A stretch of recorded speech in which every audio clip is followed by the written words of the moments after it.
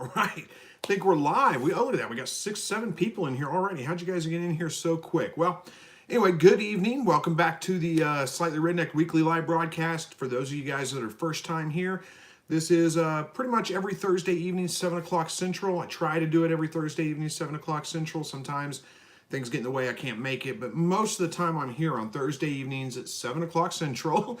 And let's see, what else do I want to say about this? This is pretty much, I don't have a topic planned out. This is just kind of an Ask Me Anything session. So, you guys ask your questions. Oh, gotta look around here to get things set up, sorry. You guys ask your questions, make your comments, whatever, and I do my best to respond to every comment that comes through. If if I miss your comment, if you see me answer a comment that's, way down the list from yours, realize it takes me a little while to get through them all. But if you see me answer one that's way down the list and yours is way back up there, that means I probably missed it. Joe, just, mention it again. I'll do my best to get to it. And keep it family friendly. That's the only disclaimer I have here, because we do have people from all over the place, all different ages in here. If you start cussing at somebody, you start being rude, you start being hateful, any of those kinds of things, then yeah, we'll boot you out. So just be, like I said, be cognizant of that, be friendly. And that's it. So I'm ready to get started, but we don't have anybody talking just yet. I see 13 people, 15 people in here, but nobody's saying anything. So we'll give everybody a minute to get situated and start talking. There we go. We got Gretchen from Little Rock. I know where Little Rock is. That's not too far away from me. Well, I mean, it's a little ways, but it's not that far. So good evening. Thanks for joining us. Appreciate it. Who else we got in here? Grab a drink while we're waiting. Well, everybody's quiet tonight. There we go. A couple of people in here now. Robert, hello from Chesterfield, Virginia. Hello to you. Hope you're having a good evening. We'll see what things are going on around here. I think you guys have been keeping up with everything. Oh, there we go. Mary says, hello from Indiana. Daughter Mary and Dad Chip watching you. Well, thank you so much, guys. I appreciate it. And thanks for joining the live broadcast. Hello to you, Sharon, and hello to you outside in Georgia.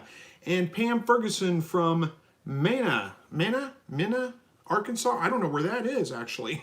Carl Boehm says, hey, Chris from Ohio. Good evening to you as well.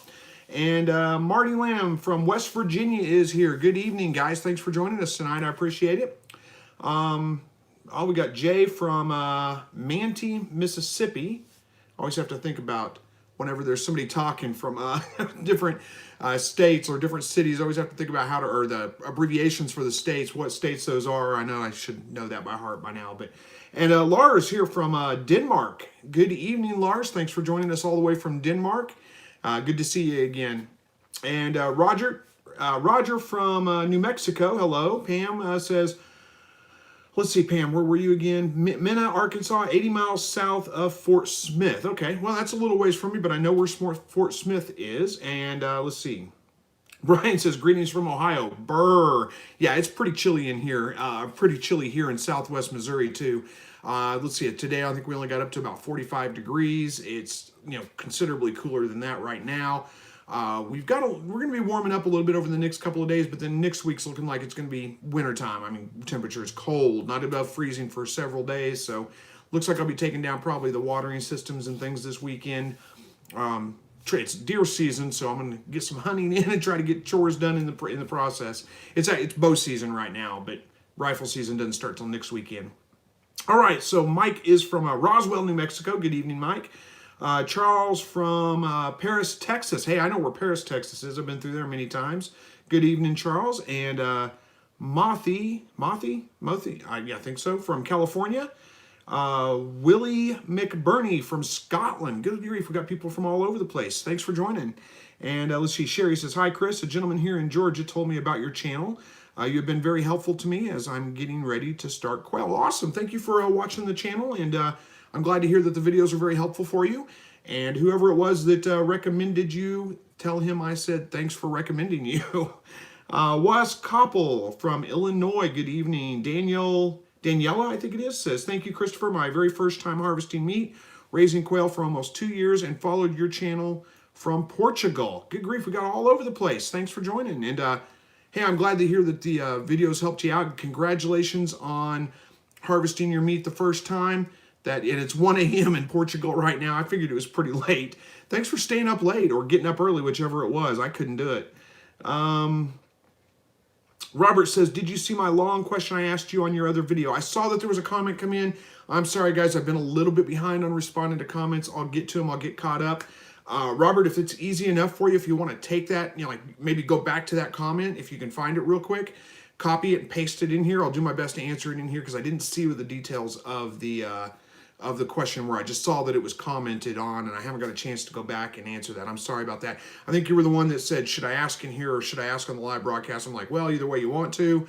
I'll try to get to it as quick as I can, and I didn't get to it yet. I'm sorry about that. All right, Joanna Parrish says, hey, Chris, or hey, all, says, Chris, I know you live in Missouri. Where do you keep your bunnies in the winter? I'm in Illinois.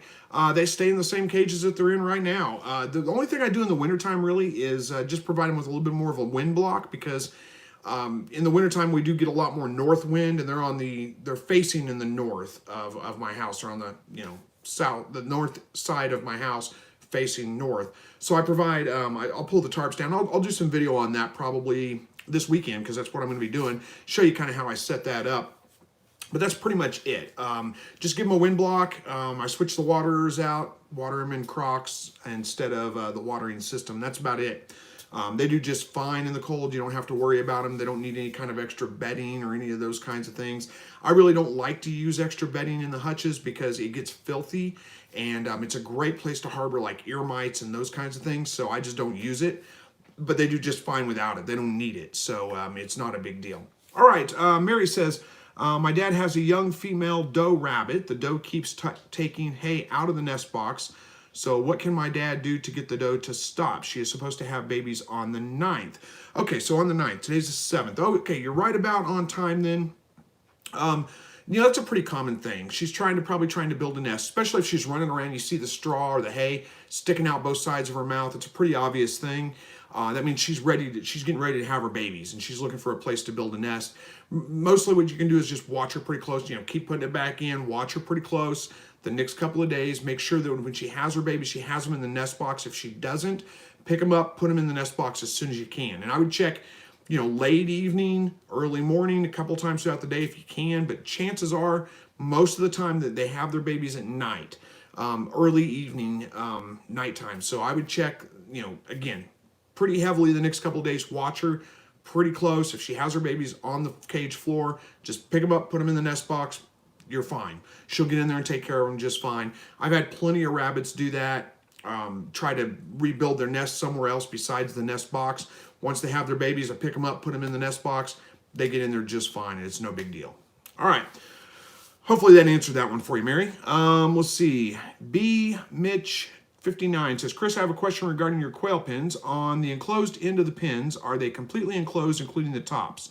LaRue, Texas. I don't know where LaRue is, but I did live in Texas for a while. Yeah, they are completely enclosed. What I do on the top is, I say completely enclosed. They're not airtight. They're not completely watertight. But I have, I don't know, what is it? 3 mil, 4 mil clear plastic that I put over the top, and I staple it down around there so that it doesn't, if it rains, it doesn't leak inside there. But it's not, let's see, on the end, let's see how I can explain this. On the end that goes into the rest of the hutch, it's not stapled there. It's just stretched kind of tight. So it's not, again, it's not airtight, but it does provide them with enclosure so I don't have to worry about rain getting in there and those kinds of things. Hopefully that answers that, but it is completely enclosed. Well, I take that back. On one of my hutches, it's completely enclosed. On the other one, the sandbox only goes about 3/4 of the way across. So there is a section probably about yay wide with wire floor. But they can get in the sandbox and be completely out of, have a roof over the top of their head, a closure over the top, and all sides. But there is some exposed area on the floor. Hopefully that makes sense. Hopefully I got that one answered for you. All right, Christian says, Chris, when are you moving your rabbit's hutch? Yeah, I'm looking at trying to get it moved eventually, probably, I don't know, maybe, when I have enough help to do it. Move it from the side of my house out by the quail hutches, out behind them probably. I've got a spot right back there in the trees that I think would be a nice spot for them. I don't know when that's going to happen. It's just something I'm kind of toying with. I'd like to get away from using the tarp system and just let the droppings fall to the ground, shovel them up periodically. Works much, much better. It's much easier to do, but I need to move it to do that. I don't want to let them drop to the ground right there by the side of my house, right by the foundation. All right, where we at here? Jay says, what feed do you use when first starting? I haven't seen quail starter. Okay, I feed all my birds the same thing. It's a game bird starter. It's a crumble feed. So it's not any different. I don't feed the babies anything different than I feed the adults. You don't have to crumble it up. You don't have to, I mean, it's already a crumble. It's pretty small, but you don't have to grind it up. You don't have to do anything. That's just, they all get the exact same feed. It's a game bird starter. I try to use one with a pretty high protein. Mine's 30% right now, and about 1.5 to 2% calcium is what I look for. If you can't find a game bird starter, there isn't going to be, you're not going to find quail starter, but you might find game bird starter. And if you can't find game bird starter, look for turkey starter. It's pretty much the same thing, and that should do you just fine. So hopefully I got that one answered for you. Danielle says, hello, I finally got a buck and a doe. Congratulations.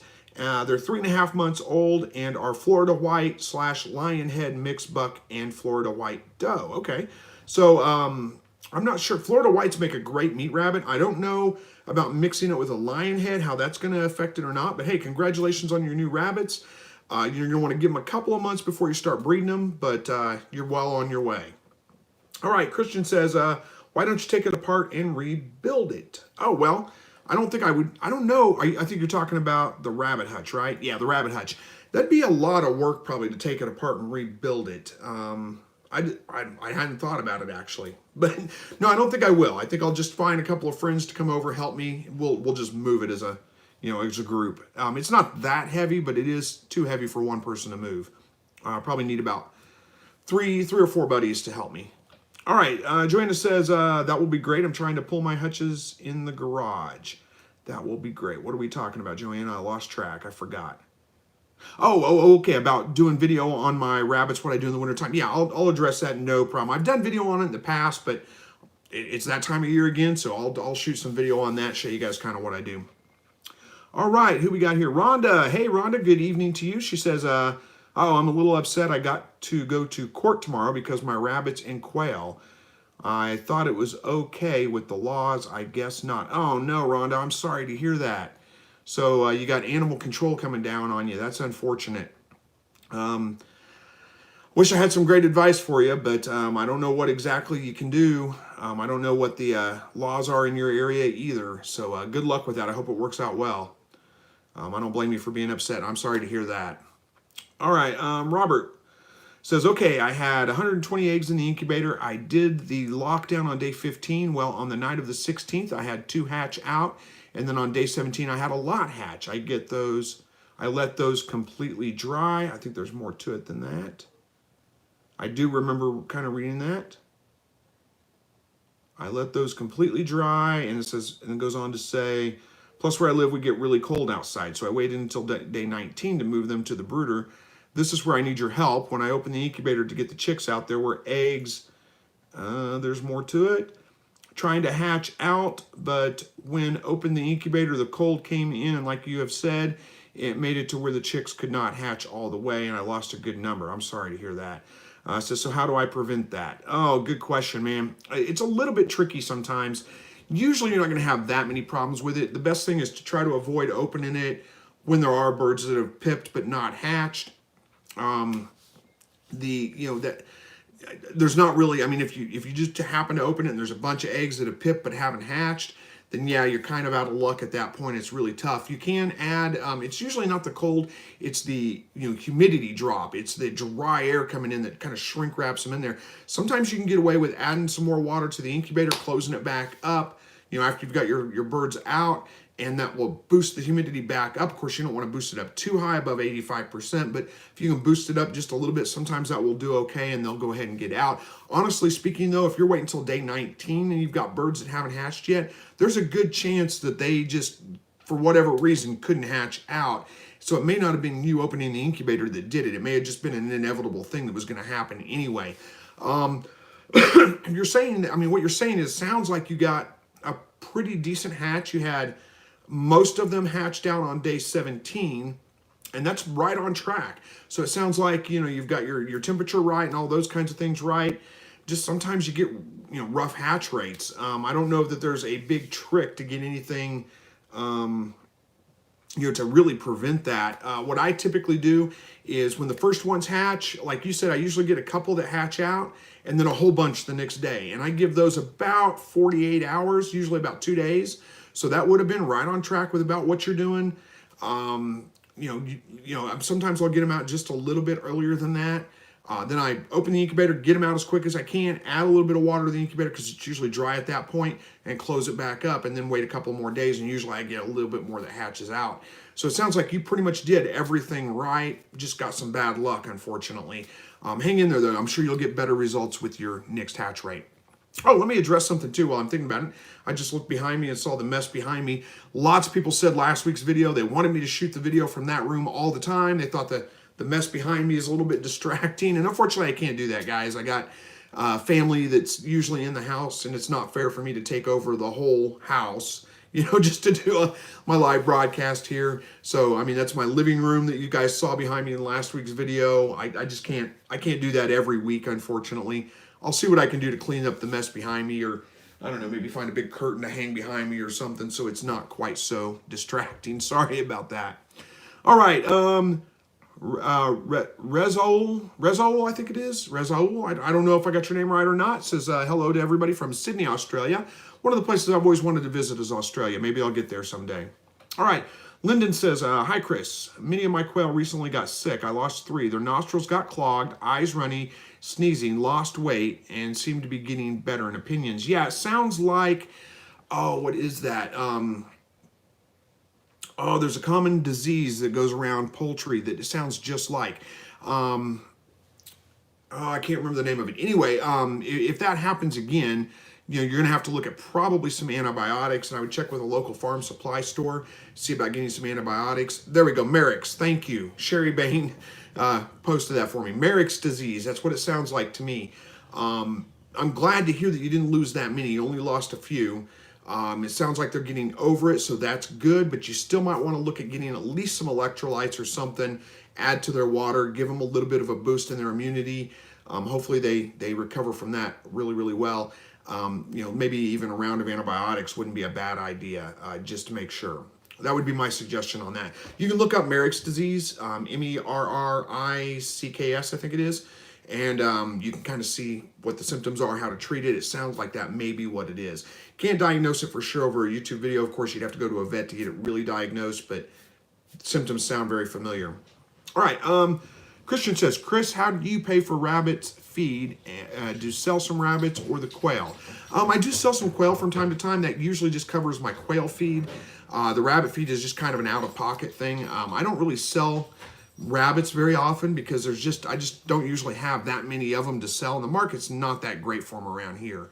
It's just, I just pay for it, out of my pocket. That's really it. There is a little bit of a market for quail, and I do sell some quail from time to time to help cover the feed cost. I guess you could say it helps cover the feed cost for the rabbits and the quail. But I don't make a profit off of it necessarily. I mean, I barely cover my feed cost, if that, when I am selling them. So, all right, where are we at here? Clear my throat and grab a drink real quick, and we'll get going again. All right, where are we at here? Benaldi2 says, watching in Melbourne, Australia. Thanks in advance for another great video. Well, thank you so much for the kind comments and joining us all the way from Australia. We got 2 people from Australia in here tonight. It's got to be like early morning there. Either you guys stayed up late or got up early. Either way, thank you for doing so. I appreciate it. All right, Joanna says, I love Slightly Redneck's live stream. Smash the thumbs up. Thank you so much, Joanna. I appreciate that. Ashraf Bassam, I think it is, says hello and greetings to everyone. Hey to you, and thanks for joining us. Let's see, Robert Hermson, plus, okay, all right, that was the one I already answered, Robert. Hopefully I got that answered for you. Mary says, what can we feed the quail if we can't get their feed? Feed shortage. You can feed just a regular, like a chicken feed or something like that to them if you want to. Usually those are going to be pretty low in protein. So if you can find a way to boost the protein a little bit, mealworms or, something similar to that, that's going to help a little bit with it, but they'll live on that. They're not going to die by feeding them, they just may not be optimal. You may not get the best egg production out of them, the best growth rates, all those kinds of things by feeding them a chicken feed, and even a chicken starter, which is going to be a little higher in protein. You can do with that for a while.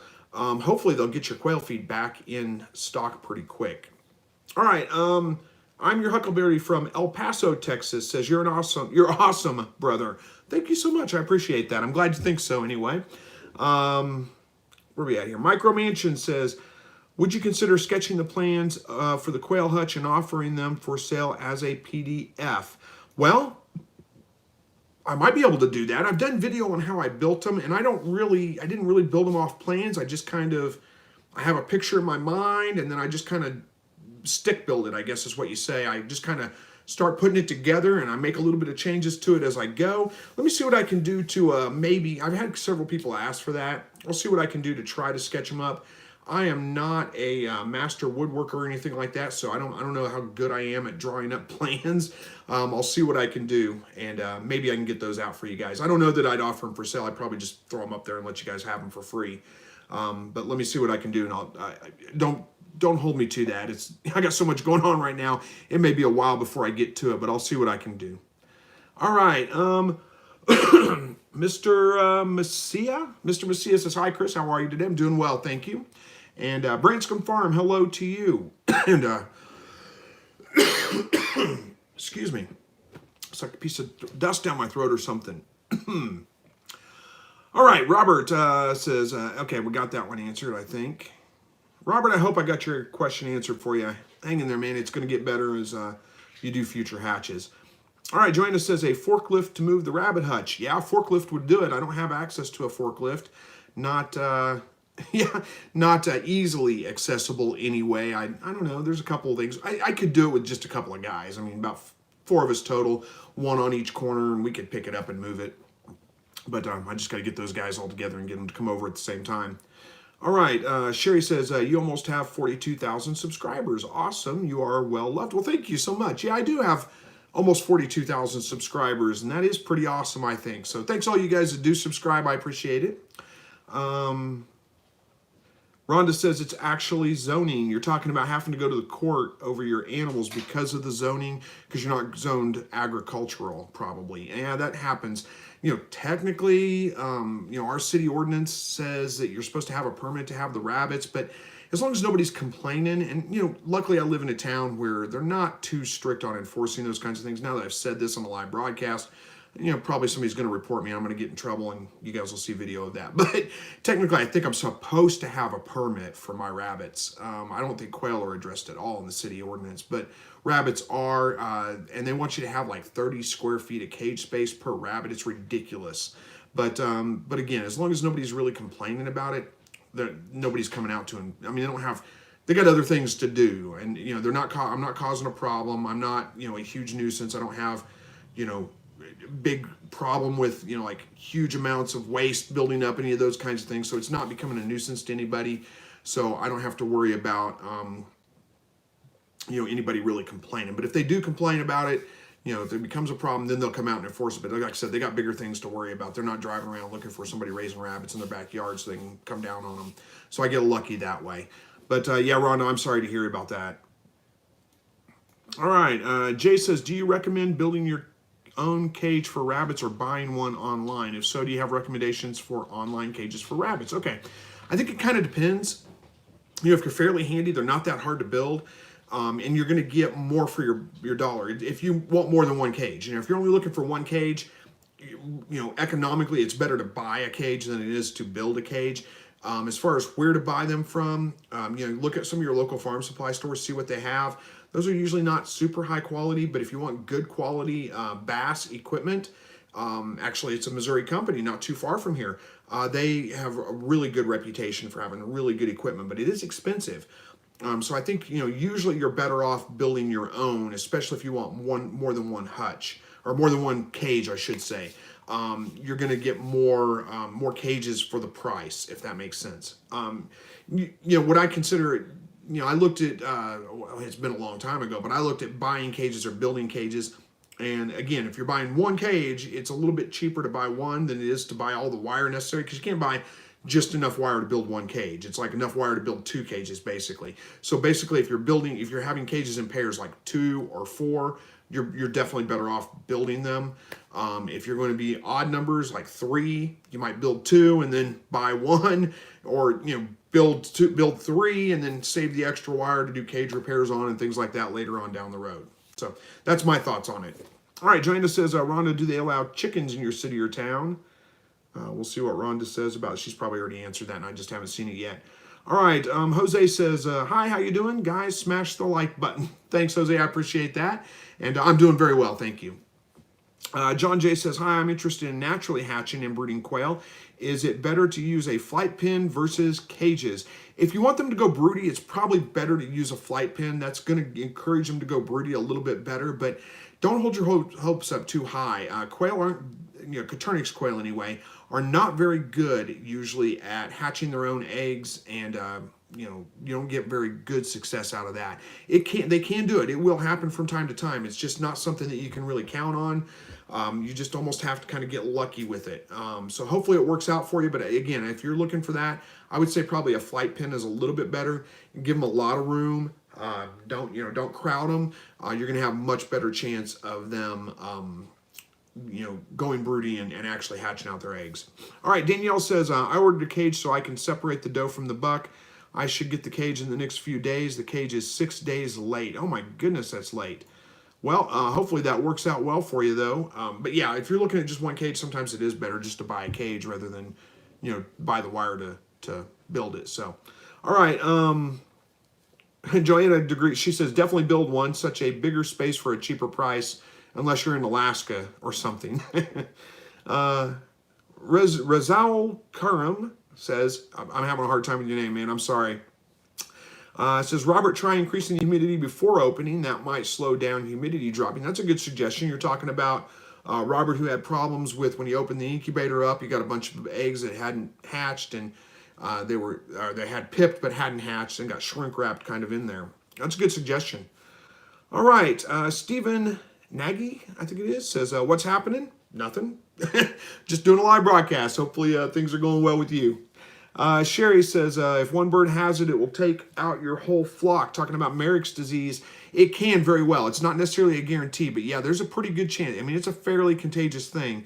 There's a pretty good chance it does get spread to other birds. Now, it's not necessarily a definite death sentence for them, but it is pretty devastating. So yeah, like I said, I'd get some round of antibiotics in them and some electrolytes.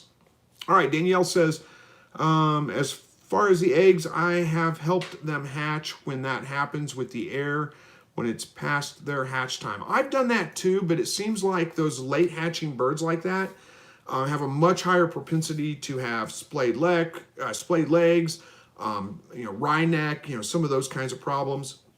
And helping them out of the eggs, it sometimes works, it sometimes doesn't. But hey, it's worth a try. You never know.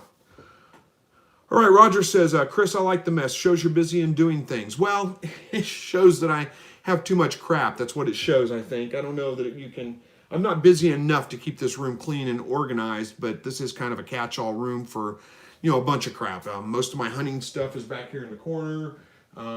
Rifle case right there, or shotgun case. It could be any kind of gun case. And you can't see this other corner, but I've got gun cases stacked up in the other corner, my crossbow, my reloading bench that doubles as my incubator bench, and all those kinds of things in here. It's just too much junk that I don't have anywhere else to put. All right, Rhonda says, join a parish. No, they don't get into trouble for having them 2 years ago. I really just need to move. What? No, they don't. Oh, no, they don't. I said, okay, they don't require a permit to raise chickens. You say you got in trouble for having them 2 years ago. You just need to move.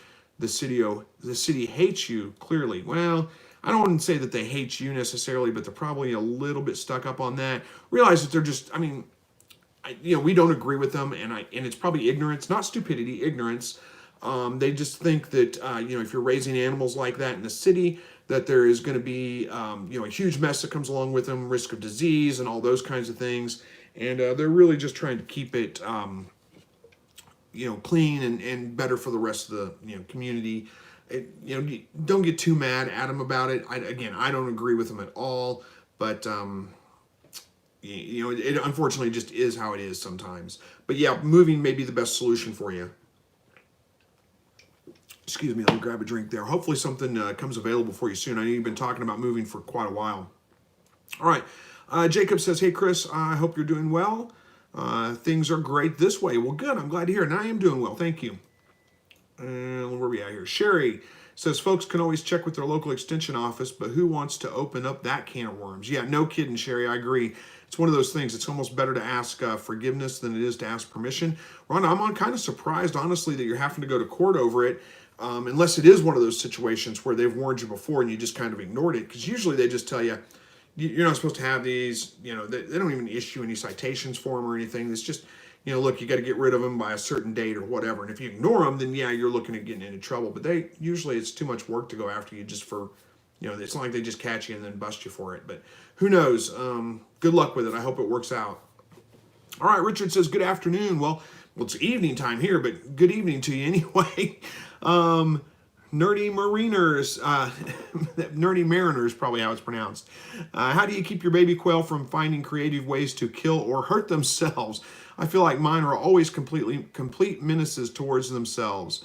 Can usually catch problems early, but sometimes ... Yeah, they can be a little bit self-destructive for sure. The biggest things about baby quail is making sure you've got enough heat for them, because if you don't, what they'll do is they'll all kind of pile together to try to keep each other warm or try to keep themselves warm, and they'll end up trampling some of them. That usually kills a bird or two if that happens, so keeping enough heat on them. The other thing is keeping the water so they can't get in the water, because if they get in the water, and they're stupid, they'll get in the water. They get wet, then it's very hard for them to stay warm, and they usually chill, and then they can die from that as well. Those are the two biggest issues. So what and keeping them warm is just keeping the heat lamp on and, keeping it close enough to keep them warm.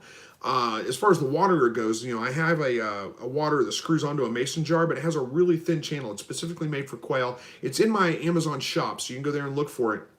They can't get in it. You don't need to put any marbles in it or anything like that.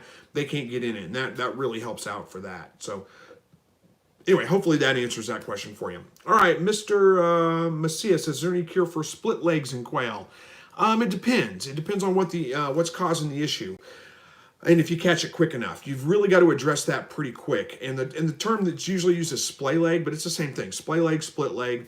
There's a couple of reasons what can cause that. One is the birds can't get traction for whatever reason on the flooring, and it's too slick for them or something like that, so they don't build up their leg muscles. They do that pretty quick after hatching, and that's one of the reasons that it can be caused. The other one is deficiencies in vitamins, which is maybe a little unlikely in quail, in babies, but it can happen.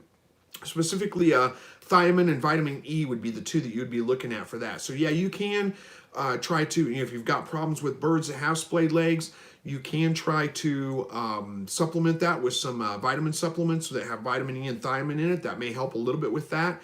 The other thing I've noticed that causes problems with that is like low incubator temperature. So if you're having birds hatch out really, really late, instead of on day 18, the majority of them are hatching out on day, or I should say, instead of day 17 or 18, the majority of them are hatching out on day 19, 20, or 21, then that points to where maybe your incubator is not reading temperature correctly, and it's actually running a couple of degrees lower than what it says on the readout on the incubator itself. And I would check, get a couple of calibrated thermometers, make sure they're calibrated, non-digital, throw them in your incubator and verify that it's actually reading temperature correctly. Make that adjustment. As far as treating splayed leg, aside from adding some supplements, like we talked about, you can use something like a shot glass or build braces for them or something like that forces them to have their legs underneath them.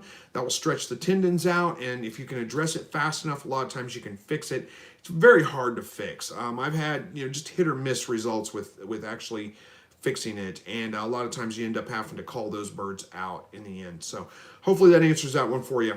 All right, Basim says, hi, will apple trees grow in the tropics? I'm from Maldives. I don't know. I've never tried to grow anything in the tropics. I've never really tried to. I've never been to the tropics much. I would assume there's probably some apple trees that would grow there. Some apple trees, though, if I'm not mistaken, they need the freeze in order to, I know they need stratification on the seeds to get the seeds to sprout, but that's different than an actual tree. So I'm sorry, I can't answer that one for you. I'm not an apple tree expert, and I'm not an expert on growing in the tropics. I would say try it. I mean, if you don't have any apple trees there, then there may be a reason why, but I'm sure there's one, kind of apple tree that would probably grow there. Give it a try and see. All right, Steven says you got the last name right. Awesome. Well, I may get it wrong the next time, so don't congratulate me yet. Mickey says, hi, Chris. Could you list some of the greens and other feeds you give your breeders? Quails, that is. Yeah, I don't really give them greens very often. I mean, I pretty much feed all my birds a game bird starter. And they don't really, I mean, occasionally I'll give them some like extra vegetables from the garden or something like that. I have done a video on that once before. Really it's easier to list the things you don't want to give them than it is to list the things that they can eat. Don't feed them, pepper plants or tomato plants. The tomatoes themselves are fine, but not the plant itself. Those are from the nightshade family. Not good for them. You don't want to feed them avocado, onion, oranges, any kind of citrus you really want to stay away from. But other than that, most things are going to be just fine for them. All right. Mr. Messia says, I put quail chick with sprouted leg into coffee cups with a paper towel nest at the bottom, which keeps their legs together. Good suggestion. With breaks for food and water, works well so far. Good luck. That's a good suggestion there. And that might work actually a little bit better than trying to keep them in a shot glass. Problem I have with like shot glasses and some of those kinds of things, it's hard to keep them in the shot glass. Sometimes they'll just jump right out, and then it doesn't work. But again, it can be a difficult thing. You got to get on it pretty quick, address it pretty quick to get it to work very well at all. All right, one more drink. Where are we at here? Robert says, I ended up with 65 quail chicks. Thank you for your help. Hey, 65 is pretty good. So congratulations on your hatch. That's a lot of birds. So hopefully you got room for them coming up. Danielle says, I only had it happen to 17 quail eggs total. Was able to save 15. Good luck next hatch. I think you're talking about helping the birds out of the shell, maybe? So if that's, I don't know. I'm not sure. I'm kind of lost track of where we're at on that. I think that's what you're saying. You had to help 17 birds out of the shell, and you saved 15 of them. That's pretty good results. So well done. Congratulations on that. All right. Richard says, I'm new and I want to try just do eggs for sale and have someone to breed them. Maybe later can breed them. Okay. Let me try this again. I'm new and I want to try to just do eggs for sale and have someone to breed them, maybe later can breed them. So I think what you're saying is, I know this is I think a response to an earlier comment, but I've forgotten what that comment was. So yeah, you want to get your quail, you want to just produce eggs, sell the eggs, let somebody else worry about, when you say breed them, I think you mean incubate them. Well, yeah, there's nothing wrong with that if that's what you want to do. Absolutely. Hopefully it works out. I don't know how much of a market there is. Like I said, there's not a huge market for quail and quail eggs around here. Well, there's a decent market for quail, not as big of a market for quail eggs, but who knows? Maybe your area is a little bit different. All right. Is that Caperold? Caperold, I think it is. Says, hello, Chris. Finally got to catch your live broadcast from Benin, West Africa. Thanks for the videos. Very helpful. Well, thank you for joining, and thank you for the kind comments. I'm glad to hear that the videos are helping you out. All right. Nerdy Mariner says, Nerdy Mariner. I'm having a hard time with that one. Says, sweet, thanks for the recommendation on the baby quail water. That's great. Hey, no problem. The quail water, it works great for me. Like I said, I don't have to worry about putting marbles in there or anything like that. It's just much, much simpler. And I have 2 of them, actually. So, I can fill one up, put it in there, take the old one out, clean it up, and then it's ready to go for tomorrow. So it makes it a little bit easier that way. All right, LLJ. Hey, good to see you, LLJ. We haven't seen you in a while. Or maybe we did and I just forgot about it. Says, hi, Chris and all. I was watching a show on the Weather Channel, and Joplin, Missouri made the top 10 list for a tornado back in 1999. I thought of you immediately. Do you remember that? Yeah, it wasn't 1999, though. It was 2008. Or was it 2008? No, it was 2011, I believe. In 99, let's see, 1999, there was not a big tornado. I did live here in 1999. And I mean, we get tornadoes every year. It just happens. But it was in May of 2011 when the big tornado came through. And yeah, I remember that very, very well. It hit 3 blocks from my house. I stood out on the front porch. I saw it go by, and I didn't stand out there and watch it very long. I ran back in the house. But yeah, it was like a war zone afterward. I mean, it was that was one of the worst things I've ever had to deal with. It was horrible. You know, when it first went by, like I said, I stepped out on the front porch. I saw it. It was a Sunday afternoon. It was storming real bad. It went by. I thought it was closer than it was. It was actually about 5 blocks away. And I thought it was just right across the street. I mean, it was great big. I didn't realize it was as big as it was. Thought it was a little bit smaller. Thought it was tearing up some houses across the street. So I ran back inside. We jumped in the closet. And then afterwards, you know, after it passed by, we walked outside and looked around. There was a tree down across the street. I had a couple of shingles off the house and thought, hey, we dodged a bullet. And then, you know, I looked down the road that's straight in front of my house. It dead ends into my house, basically. And I could see much further than I could normally see. So I realized right away, wait a minute, this isn't right. Something's weird. Drove up there 3 blocks away, turned the corner on 20th Street is what it is, main road that goes through town. And it's set up, Joplin is kind of like a bowl. So from where I'm at, I'm a little bit on the higher side, and then there's a little bit, it's not a Jurassic, but a little bit of a valley there in the, you know, kind of a bowl. And when I turned the corner on 20th Street, I could just see forever, and it was just everything gone. I mean, it looked like somebody took a broom and just swept it over. And I mean, things on fire, smoke going. I mean, it was chaos, and it was pretty rough. But yeah, I remember that very, very well. I believe it was the deadliest tornado in U.S. history, or one of them. 145 people died, and I'll tell you what, you know, you guys know me. If you follow my channel, you know I'm a Christian. I believe in God, and I believe God had His hand in that, because if you would have seen what I saw, there's no way it could have only been 145 people. I mean, it was a mile wide or a half mile wide, and you know, a couple of miles long. Just everything gone, and it was. There had to be a lot more people that there's story after story of people that just their whole house completely gone, except for the one room they were hiding in, the bathroom, the closet, the whatever it was. That's the only room in the house that didn't just completely disintegrate and disappear. So it's yeah, it was a pretty traumatic, crazy thing. Anyway, on to happier things now. Sharon Pace says, Google says, yes, you can grow apple trees in the tropics. Thank you, Sharon, for looking that up for us. I appreciate it. Rusty says, how do you give your rabbits hay, or do you just feed them pellets? Or how often do you give them hay? You know, every rabbit's a little bit different. My doe loves hay. She eats it like crazy. So I give her hay pretty much every day. My buck, you know, I put hay in his feeder, and, you know, sometimes he'll eat it, sometimes he won't.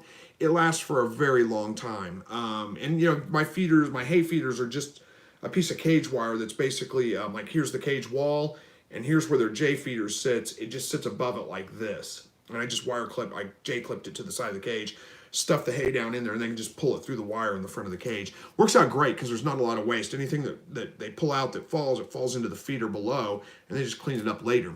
And she likes it. She cleans out her hay feeder just about every day. But yeah, I pretty much free feed them, give them as much hay as they want. All right. Rhonda says, I'm allowed to have 6 chickens of my landlord is okay with. But he says, no, I got a warning for the chickens and stuff. I looked into rabbits and quails and didn't need one, but they just seem like they are out to get us. So we're going to rehome them and start over when we move. I'm so sorry to hear that, Rhonda. I know how frustrating that's going to be, and I know you've worked hard to get things going, and to have to start all over again, that's terrible. I'm so sorry to hear that.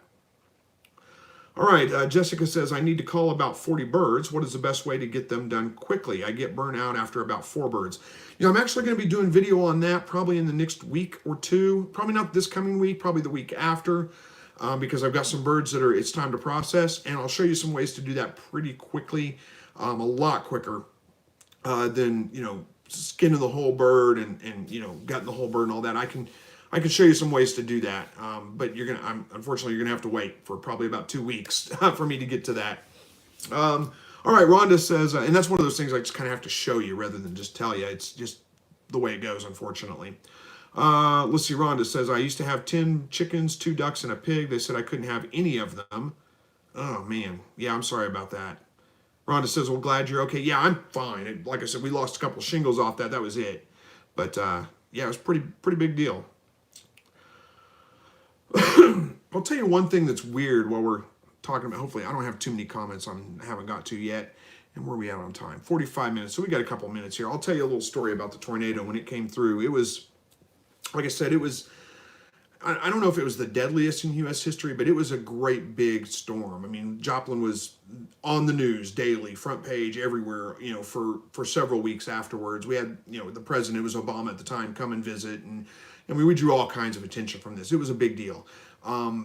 There was such a path of destruction through the town that it was very strange. Growing up here, I know this town well. I mean, I did live in Texas for about 8 years, but I didn't move to Texas till I was in my mid-20s. So, I mean, I grew up here, moved to Texas for a while, and then came back.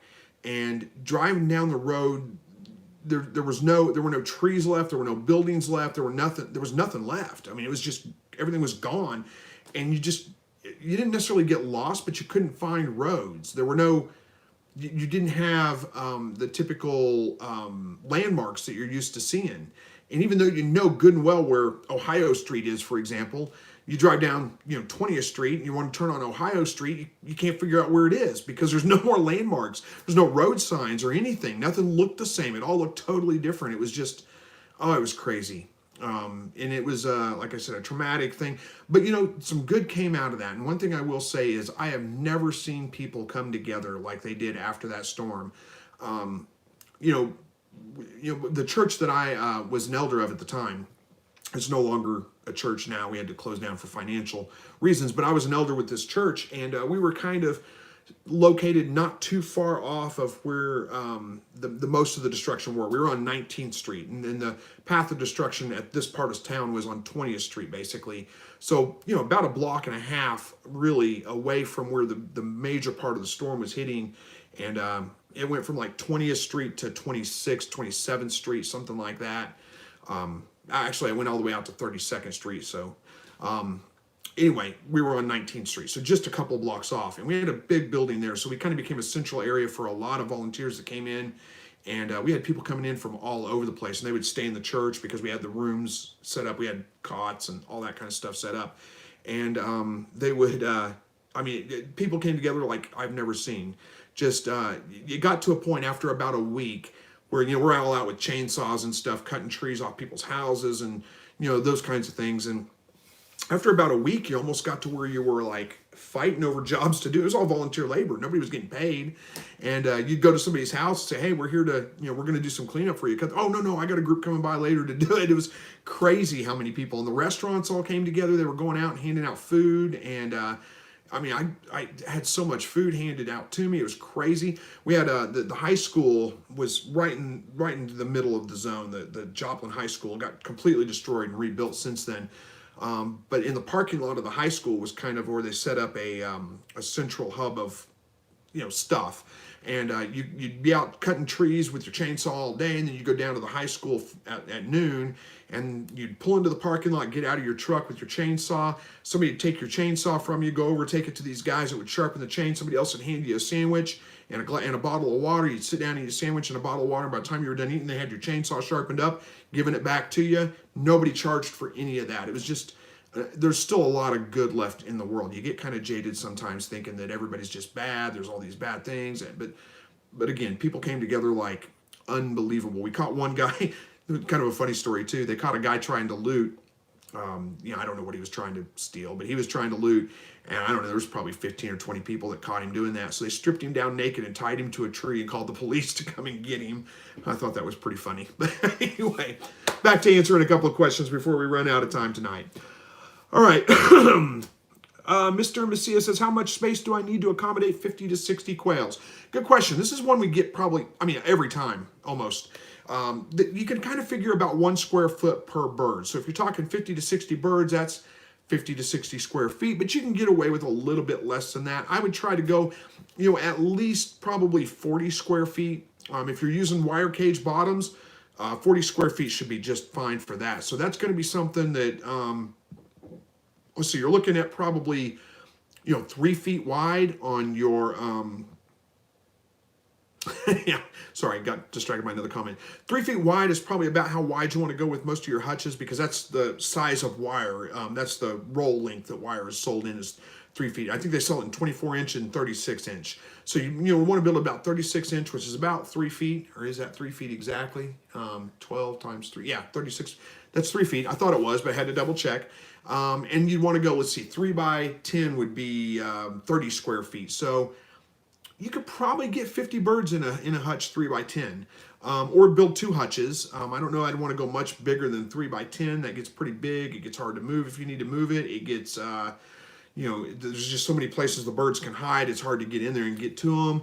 So you might build two hutches, and just keep them in 2 sets. That may be the best way to do it too. So there's a couple ideas for you. Hopefully that answers it. All right, Richard says, sorry, I'm from New Zealand, and we have a lot of Filipinos and Chinese that live here now, but we do not really have a commercial quail farm in New Zealand, so I see an opportunity to start a farm. Yeah, I know with a lot of Asian communities, quail eggs are a big commodity for them. So yeah, you very well may have a market there for them. I know we don't have a big Asian community here. We have a big Hispanic community in some parts of the area around here. And, I say we don't have a big Asian. We do actually have a pretty good Vietnamese. There's a decent sized Vietnamese population here, but more so it's every year we have what's called Marion Days. It's in Carthage, which is just a couple of, just a city right at, it's county seat actually. And small town, but there's a college there. I believe it's Catholic college that has Marion Days, and it's a big Vietnamese celebration. And we get Vietnamese from all over the world that come in here in once a year. And man, some really good food, all kinds of things. Anyway, I'm getting sidetracked there, but yeah, you may have a market there for quail eggs there. I don't know. Check with some of the people around, see what they're looking for, and you may be able to fill a niche. Rhonda says, right, God was definitely watching over you that day. Yeah, he was watching over me for sure, but more so even the people that were in the middle of it. I was, like I said, right on the outskirts of it. I didn't have to, it wasn't that big a deal for me, honestly. But the people that were in the middle of it, those are the people he was watching out for sure. All right. Owen says, hi, how are you doing? I'm doing well, thank you. Lemoyne Bradfield says, I'm here in Colorado. I set the plastic water on electric dog water, turned upside down. It keeps the water from freezing solid. Yeah, that's a good suggestion, but the thing I have a problem with, I'm not sure what you mean by plastic water if you're using like an automatic watering system. With my automatic watering system, even if I keep the water in the bucket and the lines not frozen, the valves where the rabbits drink out of, or where the quail in the cups drink out of, that part freezes up, and there's no way I've found to be able to keep it from freezing, aside from adding like heat lights or something like that. But I don't have electricity run out there. I don't want to do that, so I just switch out. We're gonna be fine. But if you're talking about the plastic water dish, yeah, that's a great idea. Put it on a dog water, an electric dog water. But again, I don't have power out there, so I'd have to run power anyway. Rhonda says, no need to apologize, not your fault, but thank you. Oh, I know it's not my fault, and I'm not apologizing that way. I'm really sorry to hear that. I feel for you, because I know, like I said, I know you worked really hard to get things going, and to have to start over is a very frustrating thing. But, it's going to be much easier to start over the next time. You already know what to expect, what to do. You've done it once before. You can do it again, and you'll learn from that, I'm sure. I'm sure you're going to come out better in the end because of it. All right, Jessica says, great, thanks. I appreciate the honesty. I'll go slow with processing them until I see your video. Thanks, Jessica. I appreciate that. I'll get it out pretty quick. All right. TH55269 says, I presume the narrow rim water stay considerably cleaner than normal one with rocks and pebbles. How about turning over? Yeah, I don't have any problems with it turning over. It's a mason jar on top, so it's pretty heavy. As far as staying cleaner, I don't know that it stays any cleaner, but it's a lot easier to clean out. You don't have to clean a bunch of marbles. You just clean the water dish out. But they still get it filthy. Quail are not clean animals. All right, Jaden Gray, hello to you. And Heather Carlson says, that's how my grandma died, but my grandpa wasn't home, so he lived. So Heather, are you saying your grandma died in the Joplin tornado or in a tornado in general? Either way, I'm sorry to hear that. I don't know, is it worse than any other way to go? But still, yeah, it's yeah, terrible. I'm sorry to hear that. Jaden says, thanks for the speech about life. You completely made sense to me. I'm going through a rough patch with my partner. So thanks heaps. Well, I'm glad to hear that, Jaden. I'm glad to hear that not you're having a rough patch. I'm glad to hear that you're finding it helpful for you, and hopefully it does help. Yeah, I mean, life's about rough patches. You're going to go through them one way or the other. Actually, my wife and I, we've never even had an argument. I'm sure it's going to come someday, but I just find most things aren't really that worth arguing about, and so we just don't. We actually get along pretty well, but who knows? There are going to be times, even in our relationships, that we're going to be just a little bit. I'm sure she's frustrated with me all the time. She doesn't say that. She tells me she's not, but she's got to be. I can be incredibly frustrating to live with. I know, but she tolerates me. All right, Expedition Midwest says, have you ever tried fodder with your quail or rabbits? If so, what kind of seed did you use? No, I don't use fodder. It's just extra work for me. I don't see the point it's just too much work, really, is what it is. I got too much going on, and fodder is really not that much work, but it is extra work, and I just don't do it. But if I was going to do that, I don't know how well it would work for the quail. I really kind of believe that they're omnivores. They need insects and all that kind of stuff in their diet. Not just fodder, but I would go with rabbits. I would go with let's see, you can do barley is a good fodder, and that's probably the easiest one to come across. So I would do that. There's a couple others, but I would think barley would be probably the main one. All right, Kathy says, "Woohoo! Finally caught one live." Well, thank you. Thanks for joining us. I appreciate it. We're about done now. We only got just a couple of minutes left, but hey, you got part of it. I just realized too, I think I'm wearing the same shirt or very similar. I got two shirts that look very similar. I either wore this shirt last week or one very similar to it. In fact, probably most Thursday nights I wear the same shirts all the time. I only have like a handful of them I wear to work every week and wear the same ones all the time.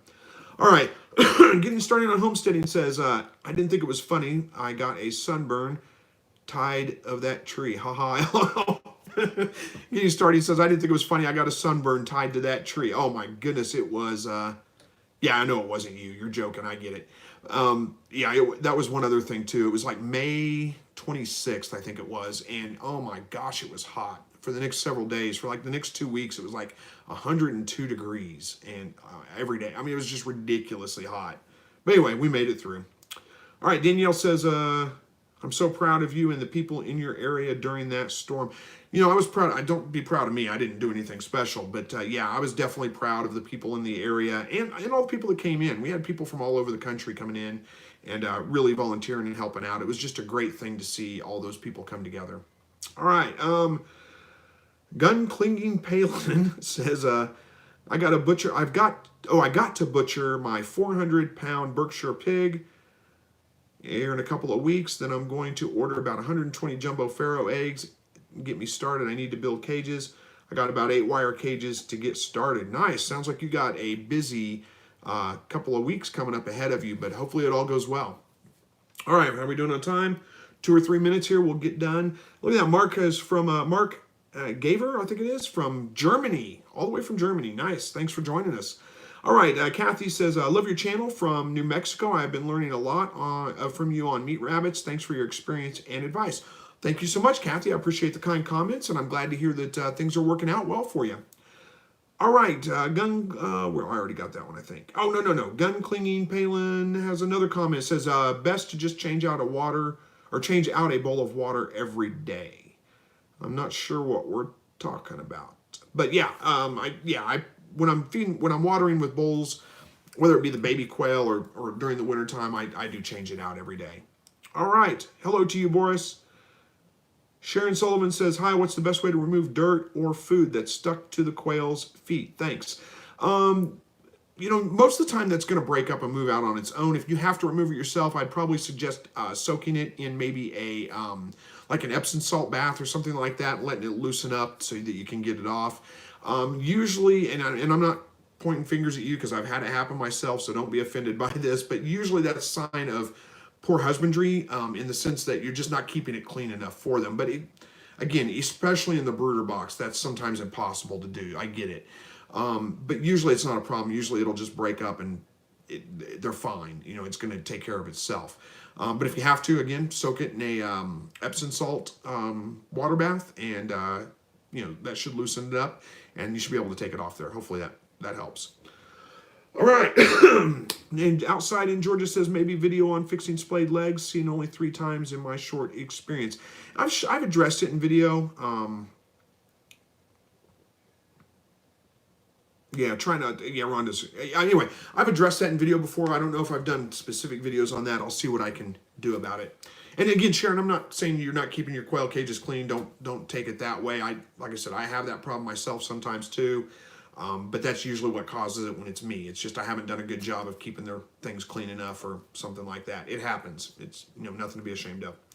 All right, I gotta get off here, guys. My wife is home from work, so gotta go spend some time with my wife before it's time to go to bed and get up and do it all over again tomorrow. But hey, tomorrow's Friday, and your live.